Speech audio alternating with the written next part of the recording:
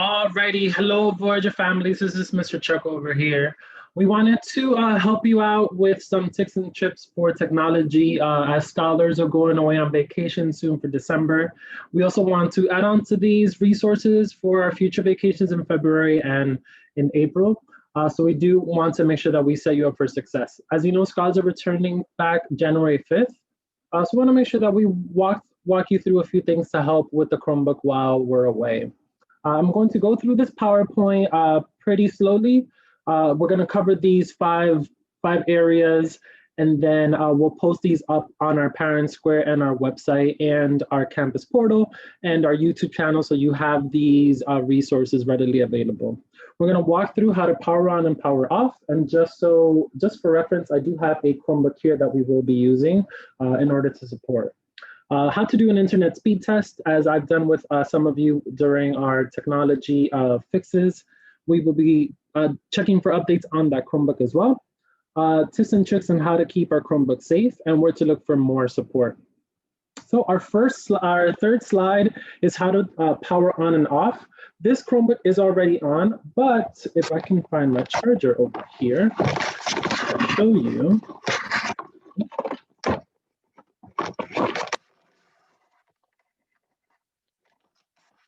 Showing you on this Chromebook, it's on the left side. So right over here. And right now when I plug it in, it hasn't been charged. So this light you will see will turn red. And as you can see on the PowerPoint, once it is fully charged, it turns either white or green. If you have a different model, the port might be on the right-hand side.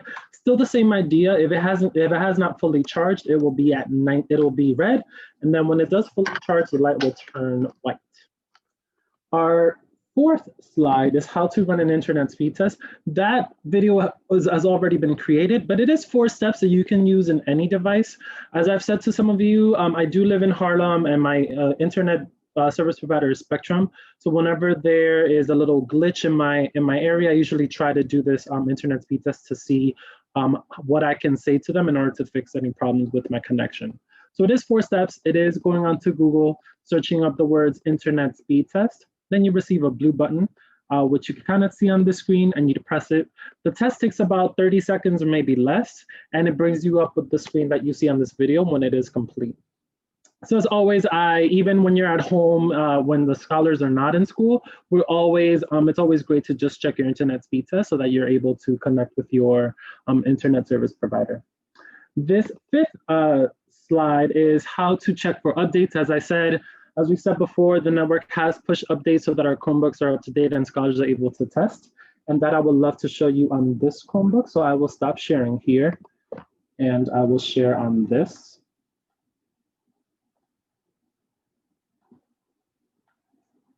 Cool, and again, this one is also 3 easy steps. Once you are logged into your AF email, there are these 2 little dots up here, which is settings. And I'm not able to show pop-up screens here, but on the right-hand side, on the right-hand corner where the time is, that is also another way to get to settings. From here, you will get a pop-up screen. You're going to go into settings again, and then you will get to this screen. From here, the menu I want to go to is about Chrome. And this one, once I click on this blue Chrome OS settings, there will be a button that says check for updates. This is going to come in as a pop-up for me, so I will stop sharing and reshare so you are able to see. And now you are able to see the button that says, I chose the wrong screen. Here we go. On this one, you're able to see the button that says check for updates. I'm going to click on that.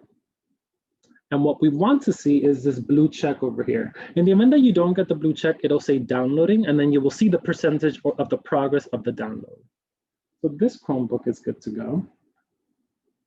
And now I will go back to our PowerPoint slide. That shows us those 3 steps. What not to do and how to keep Chromebooks safe. We also always want to make sure that our Chromebooks are on a flat surface. Right now, my AF computer, which is where I'm recording from, is on a flat surface. This Chromebook is on a flat surface as well. So I can show you this. Let's see. This would be like my table. Perfect.